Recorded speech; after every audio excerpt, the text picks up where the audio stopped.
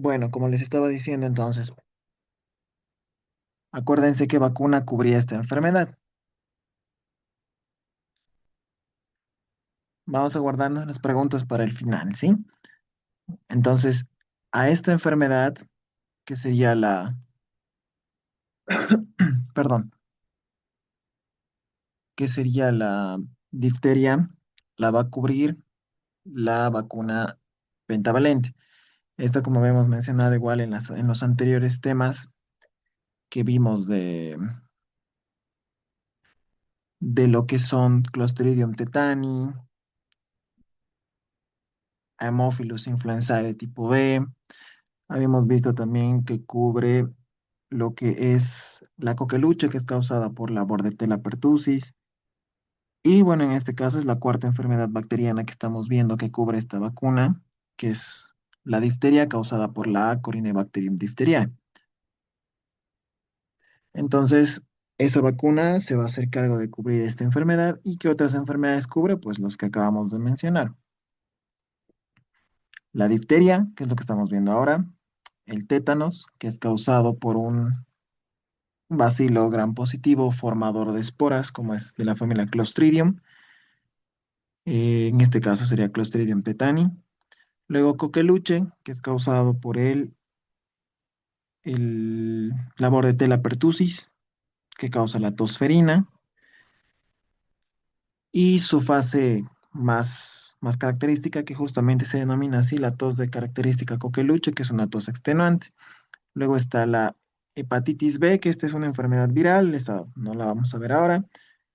Y lo que serían las neumonías y meningitis causadas por Haemophilus influenzae de tipo B. Entonces, las dosis que se deben administrar de esta vacuna son idealmente 5. Se debe cumplir con este esquema para poder decir que un paciente tiene una inmunidad lo suficientemente reforzada, ¿no? Entonces, la primera dosis se administra en un niño a los 2 meses, la segunda dosis a los 4 meses y la tercera dosis a los 6 meses. Estas se aplican de forma intramuscular y luego se tienen las dosis de refuerzo o a veces también se les denomina cuarta y quinta dosis respectivamente. En este caso, el primer refuerzo es a los 18 y 23, perdón, 18 a 23 meses, eso quiere decir más o menos al año y medio hasta los 2 años del niño o de la niña, y eso sería una cuarta dosis y una quinta dosis como segundo refuerzo a lo que sería la edad de 4 años. Estas dos también se aplican de forma intramuscular. Como están viendo en el gráfico, acá si pueden ver, las primeras tres dosis, como están viendo en esta imagen, esta de acá, se aplican de forma intramuscular en una de las piernas del paciente. Entonces, ¿esto por qué? Porque hay mayor cantidad de músculo a esta edad, a ese nivel. En cambio, ya cuando el niño es más grande, ya cambia la vía de aplicación y ya se pone en región deltoidea. Entonces, esto igual es importante. De hecho, hay niños a sus primeros 2 meses de vida, van a ver si es que han tenido hermanitos o primos pequeños que los han debido cuidar alguna vez. Se dan cuenta que cuando son pequeñitos les vacunan en sus 2 meses, hasta, les ponen hasta 3 vacunas y les pinchan en las dos piernitas. Y es justamente por eso. Bien, vamos a borrar esto para continuar. Ok. Esos ya saben, entonces estamos hablando ahorita de la pentavalente. Eso es algo que probablemente se les vaya a preguntar en el examen porque es algo muy importante que tienen que conocer y que hemos ido viendo ya en enfermedades anteriores, ¿no es cierto? Ahora, evidentemente, solo vamos a hablar de esto, pero sí es importante que conozcan también lo que es el cuadro completo del PAI. Entonces, acá, por ejemplo, vamos a ver más adelante también esta de acá, que es la BCG, no sé si logran alcanzar a ver. A ver, nos vamos a acercar un poquito acá. Esta de acá. Esta es la BCG, que esta vamos a verla más adelante en el siguiente tema. Aquí estamos terminando este. Y esta BCG va a cubrir infecciones o formas graves por tuberculosis. Esta se pone una dosis única en el brazo, de forma intradérmica en el bracito derecho, y es de hecho la vacuna que todos ustedes, todos en realidad, todos nosotros tenemos. Y si se fijan, van a tener una cicatriz bien marcada, ¿no es cierto? Y esa es la explicación del por qué todos tienen cicatrices a causa de estas vacunas. Entonces, la BCG y la pentavalente es lo que vamos a ver en este tema. Bueno, en estos dos temas. Es importante que lo conozcan. Y bueno, hay más, ¿no? Acá tenemos la antipolio, la antineumocócica, la antirrotavírica o antirrotavirus, la influencia estacional para niños o pediátrica, la SRP, la antiamarílica, la de tétanos o DT adulto, porque la DT niños, acuérdense que esta viene en la pentavalente. Entonces, luego tenemos la de la influencia estacional de adultos. Y en algunos casos, algunos esquemas igual ya incluyen acá la vacuna contra el COVID como una vacuna obligatoria del programa de vacunación del gobierno o de la salud pública. Entonces, eso es importante que conozcan. Ahorita no vamos a ver todo, ¿no es cierto? Esto van a ir viendo en otras materias, probablemente en salud pública, epidemiología y más adelante lo que vayan viendo. Entonces, pero de momento sí es importante que conozcan sobre todo la pentavalente, qué enfermedades cubre, quiénes la causan y en qué edades se aplican las dosis. Y también esta que vamos a ver más adelante, que es la BCG, que cubre la tuberculosis. Bien, y ya para ir finalizando lo que sería este tema de Corynebacterium, tenemos a las otras especies de Corynebacterium, ¿no? Que son las especies que son Corynebacterium de tipo no diftérico, donde acá existen más de 88 especies, pero de entre todas estas solamente 53 son las que se ha visto que pueden generar una enfermedad en los seres humanos. Tienen una característica que son lipófilas. Eso quiere decir que crecen en agar sangre en colonias bien pequeñitas de 0, más o menos 0,5 milímetros, y otras que son no lipófilas también. Para identificarlas se utilizan pruebas como por ejemplo que fermenten u oxiden. También está la prueba de la catalasa y motilidad o reducción de nitratos. También poseen ureasa y esto es importante porque condiciona enfermedades del tracto urinario sobre todo. Estos Corynebacteriums también, al igual que los otros que hemos visto, bueno, en realidad al igual que el otro que hemos visto, que es el Corynebacterium diphtheriae, son parte de la microflora también de la piel, las vías respiratorias, urinarias y en lo que es la conjuntiva, de entre los cuales dos de ellos son bastante conocidos, como por ejemplo perdón, el Corynebacterium ulcerans y el Corynebacterium pseudotuberculosis. Ya ustedes saben, y ya lo hemos visto también esto del pseudo, ¿no es cierto? Significa una perdón,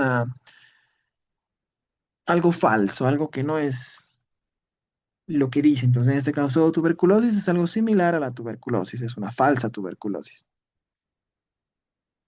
Y estos están bastante relacionados con el Corynebacterium diphtheriae. ¿Por qué? Porque pueden portar el gen tox, que este es el que le permite y le da esa capacidad, esa toxina que ocasiona tanto daño que hemos visto hace un momento en difteriae, ¿no es cierto? El Corynebacterium diphtheriae produce obviamente la difteria y todo lo que hemos visto como cuadro clínico.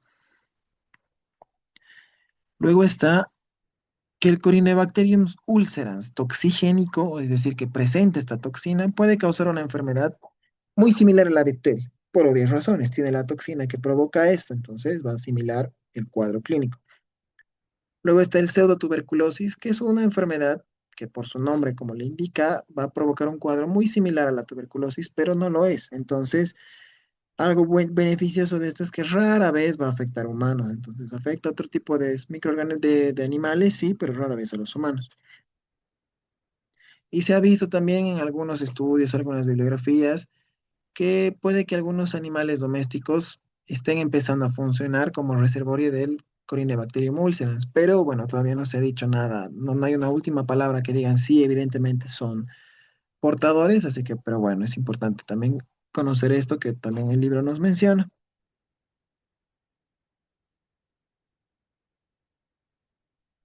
Luego estamos con el último Corynebacterium que vamos a ver, que en realidad este si bien no se llama Corynebacterium, pero está dentro de esta familia. Y este es el Arcanobacterium aemolyticum. Bueno, como ven en su nombre también, aemolyticum hace referencia, ¿no es cierto?, a que es una bacteria hemolítica. Si se acuerdan, hemos visto en el tema de estreptococos, en cocos gram positivos, que los estreptococos tienen una característica y pues esta es que poseen la capacidad de hacer hemólisis, tanto hemólisis alfa como hemólisis beta. En este caso, esta va a ser hemólisis de tipo beta. La hemólisis beta, recuerden que es un proceso de destrucción total de los glóbulos rojos y además va a haber una degradación completa de la hemoglobina que van a ir transportando estas. Esto en el medio de cultivo, en este caso en el agar sangre. Si estaremos hablando de una hemólisis alfa, va a ser una hemólisis incompleta en la cual no se van a destruir sí los eritrocitos, pero de forma parcial. Y la hemoglobina no se destruye del todo y además va a haber una liberación de pigmentos que son parte de lo que es toda la estructura del glóbulo rojo que va a liberarse también en el agar. Entonces, este Arcanobacterium hemolyticum está asociado a faringitis en adolescentes y también en adultos. Puede también provocar infecciones en algunas heridas y en casos muy raros puede llegar a dar septicemia, que ya hemos visto también que es, ¿no es cierto? La septicemia es cuando hay una infección generalizada a nivel de lo que es el torrente sanguíneo, la sangre está infectada, o sea, es una infección a nivel sanguíneo. Otra característica que es catalasa negativo. Esto es muy similar en cuanto a su disposición y todo a los estreptococos del grupo A. Entonces, además, los estreptococos no eran catalasa positivos, no es cierto, son catalasa negativos. Entonces, se diferencia obviamente por su morfología. Estamos hablando de que los estreptococos del grupo A, pues, son cocos, son de forma esférica, redondeados, que ya hemos visto también, ¿no es cierto? Que se disponen en cadenas. En cambio, los bacilos son justamente alargados de forma a veces cilíndrica y además también se van a diferenciar en lo que son las pruebas bioquímicas que por su parte los estreptococos tienen ciertas reacciones y este Arcanobacterium otras reacciones. Y bueno, a modo de resumen, todo lo que hemos visto que son las corinebacterias, o bueno, en realidad, los bacilos gram positivos no formadores de esporas, donde una de las grandes familias es justamente las corinebacterias, vamos a tener que son bacilos gram positivos aerobios que pueden estar presentes desde lo que es la microflora normal del cuerpo o la microbiota normal del cuerpo, hasta que pueden ser patógenos también altamente virulentos. Siempre hemos hablado y siempre les he mencionado, ¿no es cierto?, que el, cada familia, sí, cada familia de microorganismos tienen su estrellita, ¿no? Siempre les digo, esta es la estrellita. Y en este caso, para las corinebacterias, el Corynebacterium diphtheriae es su estrellita y es su principal patógeno y causa obviamente la enfermedad del mismo nombre que es difteria y esta va a depender mucho de que su exotoxina se pronuncie. Es decir, puede estar presente la toxina, pero a veces no se activa de la misma manera y el cuadro puede ser mayor o menor. Entonces, esta exotoxina, como hemos visto en la anterior clase, lo que hace es inhibir de manera abrupta la síntesis proteica y esto ocasiona gran parte del daño. Entonces, esta toxina, para que esté activada del todo, por así decirlo, debe ser codificada por un bacteriófago. Y acuérdense que hemos visto que bacteriófago era un virus que se encarga de ingresar a una bacteria y alterar un poco su maquinaria metabólica para poder funcionar. En este caso, el bacteriófago ingresa a la bacteria y es como que le da el ok para exponer su toxina, entonces la toxina se vuelve activa. Bueno, aquí dice un bacteriófago lisógeno, entonces para aclarar, lisógeno significa que hay un estado de convivencia tanto entre la bacteria como el bacteriófago y en este proceso el virus no se va a encargar de destruir a esta bacteria porque al final de cuentas la está utilizando. Entonces eso significa lisógeno. La está utilizando simplemente y bueno, en algún momento la va a destruir, sí, cuando ya no le sirve el material genético ni nada o sea, ya no tenga nada necesario de la bacteria, pues ahí lo va a destruir el bacteriófago. Y este bacteriófago es el que va a ser responsable junto con la toxina de las manifestaciones locales, como por ejemplo si es a nivel faríngeo, pues la pseudomembrana que hemos visto, y si es sistémico, puede que haya miocarditis, insuficiencia renal y otros problemas que hemos ido detallando en el cuadro clínico.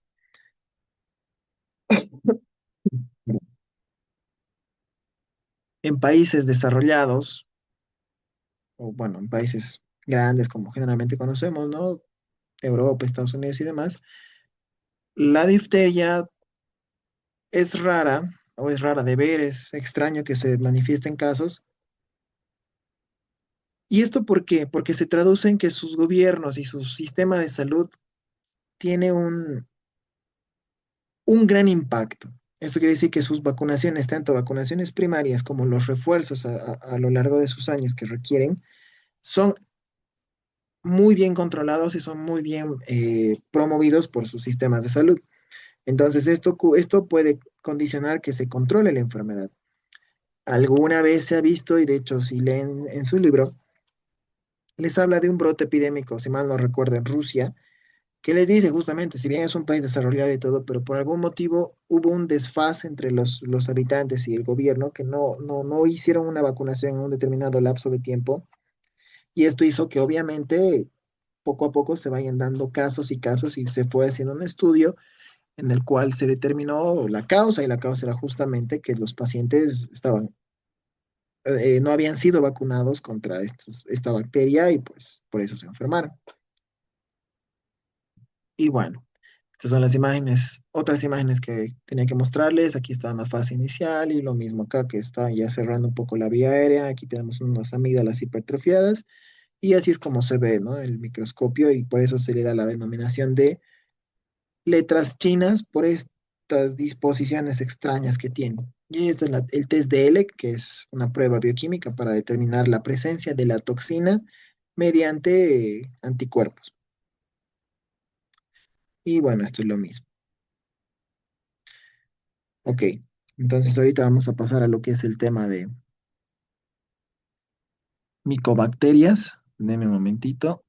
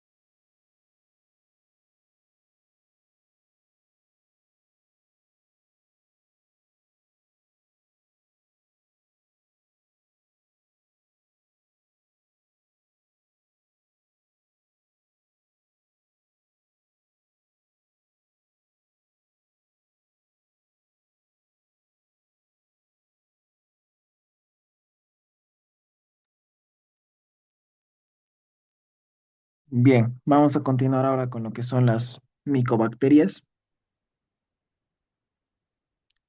Vamos a dejar las preguntas para el final, ¿ok? Bueno, las micobacterias son un grupo de bacterias bastante peligrosas. Son bacterias que ocasionan enfermedades bastante estudiadas, bastante peligrosas y de hecho ambas son mortales. Entonces, una de ellas, por ejemplo, aquí vamos a ver cuáles son. Acá tenemos a lo que es el Mycobacterium tuberculosis, causante obviamente de lo que es la tuberculosis. Luego está el Mycobacterium leprae, que como han debido leer, inclusive nos enseñan, ¿no es cierto? En la religión nos hablan de la lepra desde la época bíblica. Son enfermedades bastante complicadas, bastante dañinas, que evidentemente condicionan un cuadro clínico bastante severo.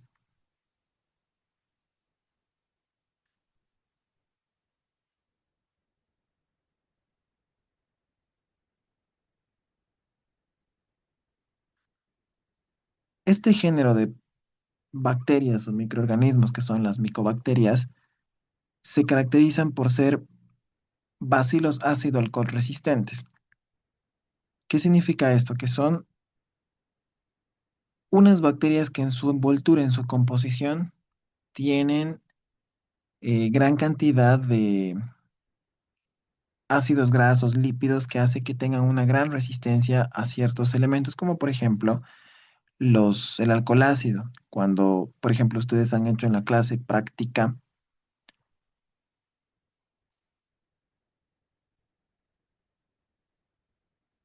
cuando ustedes han hecho en su clase práctica lo que es la tinción de Sil-Nielsen, más o menos allá en la práctica 7, si mal no estoy, es justamente lo que se ha buscado pintar, ¿no es cierto? Obviamente yo sé que no han hecho la práctica, no se hace la práctica con micobacterias reales, porque obviamente representa un peligro bastante grande por lo peligroso que es manejar estas bacterias fuera de un laboratorio de seguridad mínimamente un nivel 2. Entonces, pero sí, ustedes han hecho todo el procedimiento, han sacado su muestra, las han cubierto, o sea, las han fijado primero en el mechero, las han luego cubierto con lo que es la fucsina fenicada o fenolfucsina, o también llamada carbofucsina. Posteriormente han pasado su portaobjetos con todo esto que es la fucsina por el fuego. Han tenido ahí más o menos hay que esperar unos 5 minutos o quizás hasta la emisión de 3 vapores, que es parte del protocolo también. Y luego han hecho un enjuague, han puesto lo que es el alcohol ácido y se han debido dar cuenta ahí que muchas veces todo se despinta, ¿no es cierto? Y a veces alguna que otra estructura se tiñe, pero no quiere decir necesariamente que sea un bacilo o ácido alcohol resistente. Y luego aplican lo que es la contratinción, que es el azul de metileno, que luego les va a dar este aspecto, ¿no es cierto? Como de contraste. Aquí tienen los rojos, obviamente estas sí son bacilos ácido alcohol resistentes y tienen aquí todo su contraste azulado, un paisaje azulado que les permite identificar de mejor manera.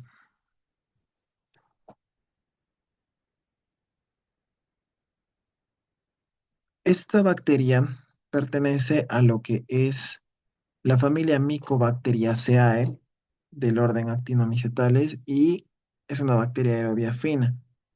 No produce esporas y tampoco es capsulada. Es cilíndrica.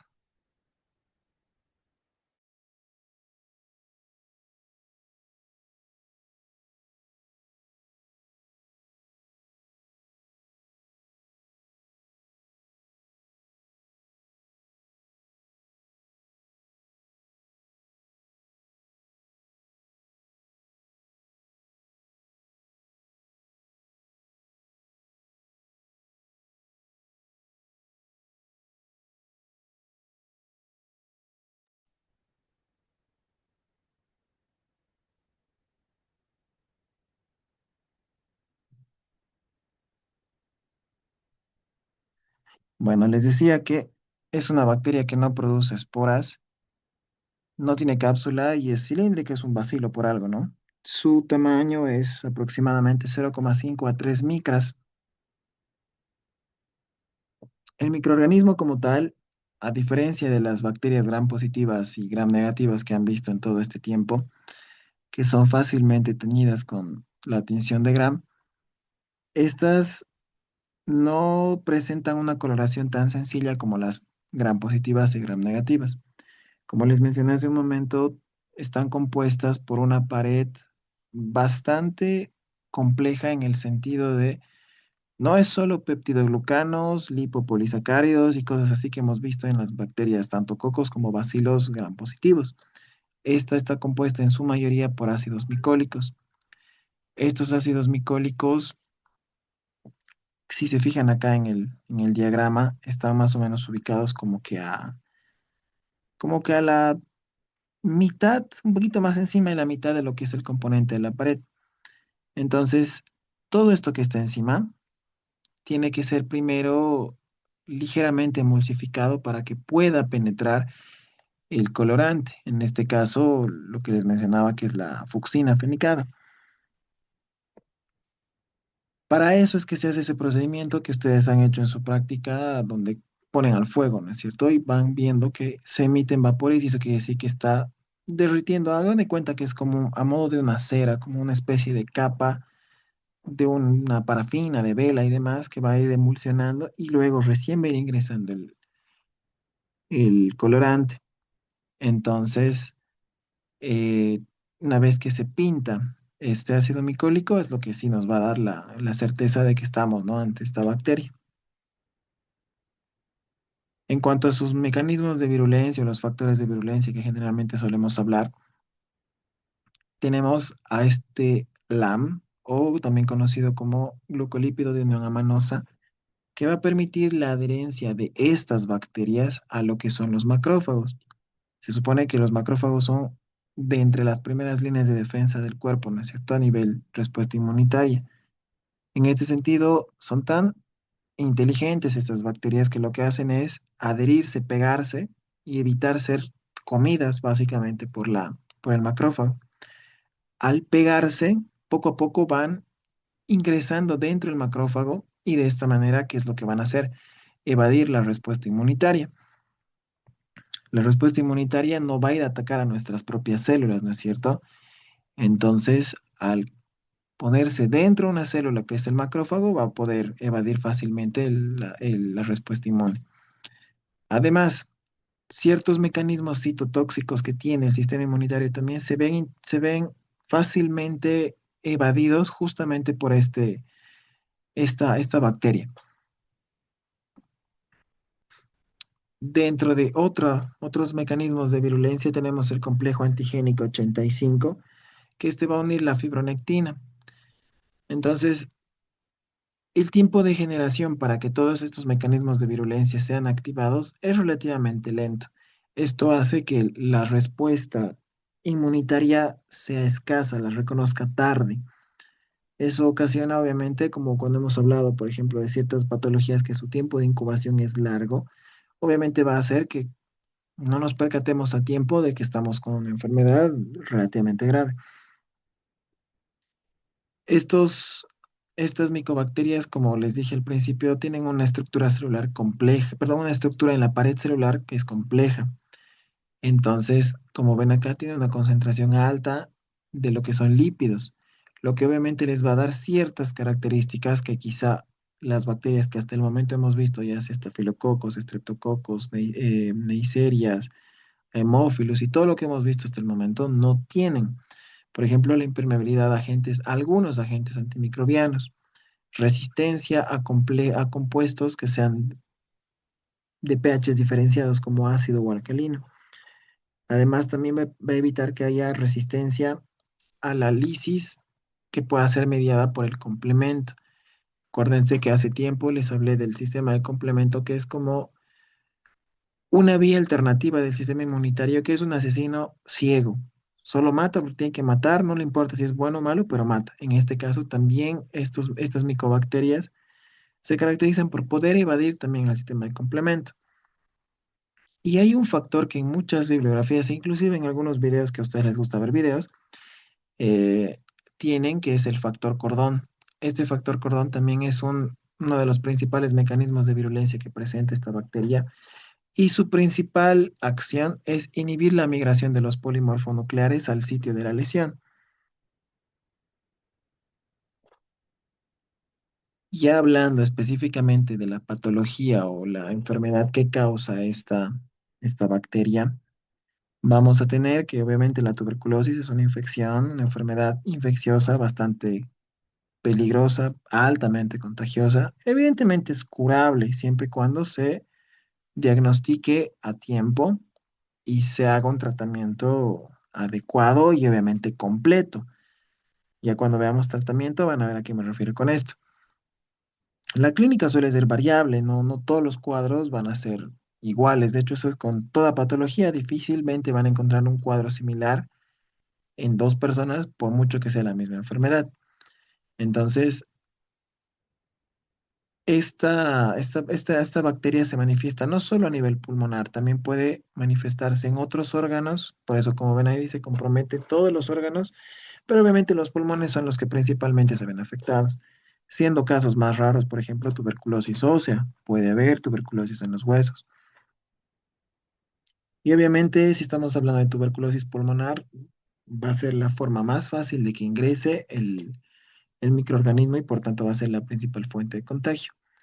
Entonces, el complejo de Mycobacterium tuberculosis, que se podría conocer así a toda la subfamilia de Mycobacterium, eh, pertenecientes a la cepa tuberculosis, tenemos propiamente tuberculosis, Mycobacterium bovis, Mycobacterium africanum y el Mycobacterium microti. Netamente la enfermedad se va a transmitir de persona a persona una vez que hay los bacilos circulantes en el aire o en algún lugar contaminado. ¿Por dónde va a ingresar? Obviamente por lo que es la vía aérea. Ingresa por la nariz, va a pasar por lo que es todo el tracto de la nasofaringe, faringe, hipofaringe, y va a seguir bajando laringe, tráquea, bronquios, y va a continuar y se va a alojar justamente a nivel terminal de los bronquios, ¿no es cierto? Hacia los alvéolos. Entonces va a afectar obviamente todo ese tracto. Como ven acá, les dicen, ¿no es cierto? El bacilo va a ser contraído a través de la tos o lo que va a ser el ambiente contaminado. Va a ingresar, se va a alojar en los alvéolos y es en los alvéolos donde va a empezar a proliferar, se va a empezar a desarrollar, multiplicar y va a ocasionar mayor daño. Una vez que está en los alvéolos puede presentar granulomas a nivel de los pulmones, puede infiltrarse, puede ir más arriba, más abajo, pero va a ocupar varios lugares, varios segmentos de los pulmones y van a producir granulomas. ¿Y esto por qué va a ser?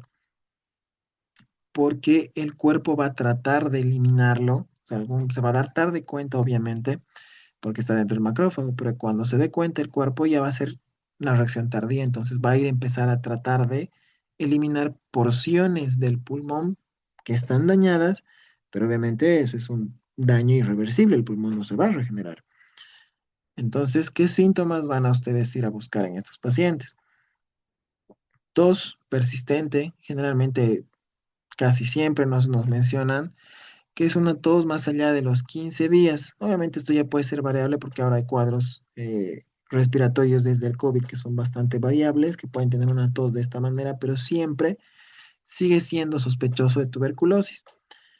Pacientes que tengan sudoración nocturna, que hayan tenido pérdida de peso de forma inexplicable en los últimos 15 días. Y también puede presentarse estos síntomas acompañados con la eliminación de sangre en la expectoración que viene desde los pulmones. Eso se conoce como noctisis. Y además, este cuadro va a venir acompañado con fiebre de más allá de 38 grados centígrados. Y bueno, ¿cómo se puede evadir, si es que vale el término, la medicación, ¿no es cierto? Esto me refiero a la bacteria. ¿Qué es lo que va a hacer?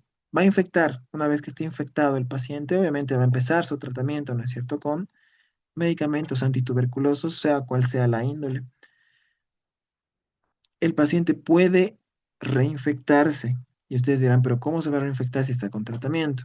Ahí viene un dato clave que es justamente algo que se trata siempre de hacer un seguimiento en los centros de primer nivel que se encargan del control de estas enfermedades. El tratamiento de la tuberculosis es bastante largo. Antiguamente se hacía alrededor de un año, luego redució a 9 meses, luego redució a 6 meses y actualmente se dice que puede hacer un tratamiento hasta en 3 a 4 meses con los medicamentos indicados que los vamos a ver más adelante. Pero dense cuenta, es un tratamiento que lo tienen que tomar a diario, son tabletas entre 3 a 6 tabletas dependiendo del tratamiento, el tipo de tratamiento que se escoja.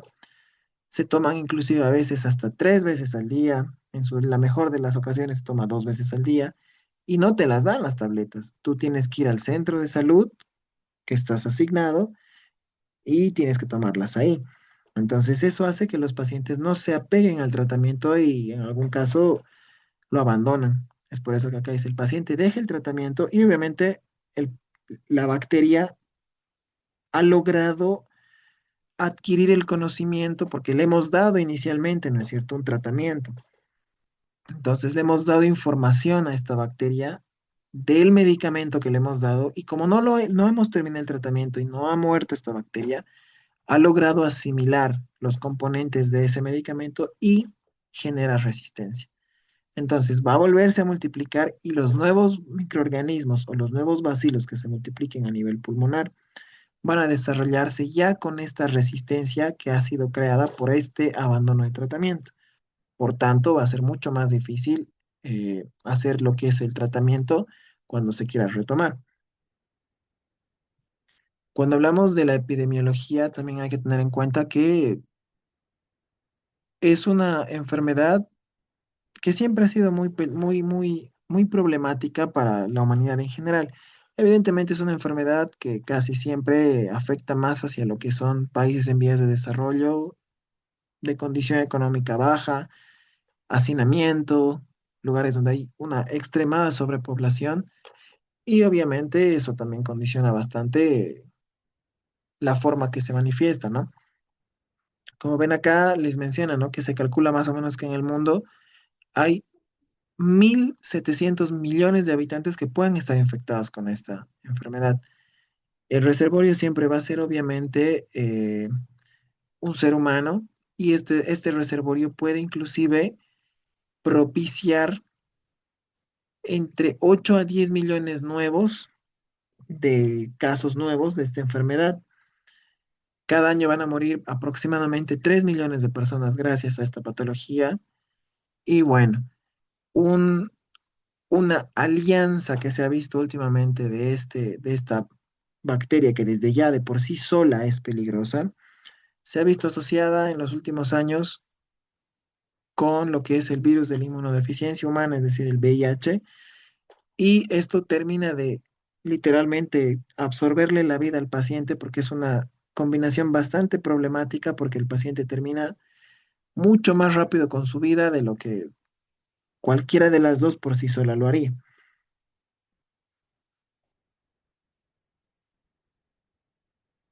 Bien, como ven acá, tenemos también que Asia siempre ha sido el continente más afectado por justamente las condiciones de hacinamiento, de vida y demás. Siempre los extremos de la vida, como siempre les menciono, son peligrosos, tanto muy niños o muy mayores. Siempre va a afectar, como también les mencioné en un momento, a personas con un nivel de vida, una calidad de vida baja, es decir, falta de servicios básicos, hacinamiento, desnutrición y demás. Una de cada 3 personas se dice que puede ser afectada por este virus, perdón, esta bacteria. Es común en países en vías de desarrollo y si bien acá les menciono entre 15 y 54 años, pero eso es variable, o sea, puede haber más allá de esas edades también lo que sería las manifestaciones de esta enfermedad. El mecanismo de transmisión, pues bueno, como hace rato hemos visto, es por inhalación, que obviamente este es el principal, que es un 95% de los casos cómo se da. Luego está la ingestión, que esto puede ser por consumo de leche no hervida o productos también no pasteurizados, que esto puede ser muy similar a lo que hemos visto de la brucelosis, por ejemplo, ¿no es cierto? Puede ser también por inoculación, que esto ya es algo un poco más manipulado. De hecho, se hacen inoculaciones, por ejemplo, en animales del laboratorio, ratones y demás, cuando se hacen pruebas de medicamentos nuevos. Y también está la transmisión vertical, que esta se da sobre todo de madre a hijo cuando está en etapa gestacional. Como ven acá, esta sería la forma de contagio. Ese es algo común que puede suceder. Una persona que está tosiendo libera en las gotas que está tosiendo al espacio y libera junto con esto una gran cantidad, un gran contenido estos micobacterias y se queda en el ambiente así suspendido por mucho tiempo. Y luego, ¿qué pasa? Esas nuevas personas van a inhalar, van a llegar, como ven acá, hasta lo que son los bronquios, los alvéolos, van a colonizar todo esto y va a iniciar un proceso inflamatorio que va a condicionar, obviamente, más adelante el cuadro clínico característico. Esta, es, este diagrama, esta imagen es justamente para que ustedes identifiquen cómo es que va a afectar la tuberculosis a los pulmones. Entonces, como ven acá, una persona va a inhalar la bacteria, esta va a viajar por todo lo que es la vía respiratoria y va a iniciar lo que es la reacción inflamatoria. Esta reacción inflamatoria obviamente va a ocasionar toda la manifestación clínica, empezando por la tos, que vamos a ver más adelante. Bueno, el tiempo ya se nos va a acabar cualquier rato, así que vamos a ir quedando por acá. ¿Listo?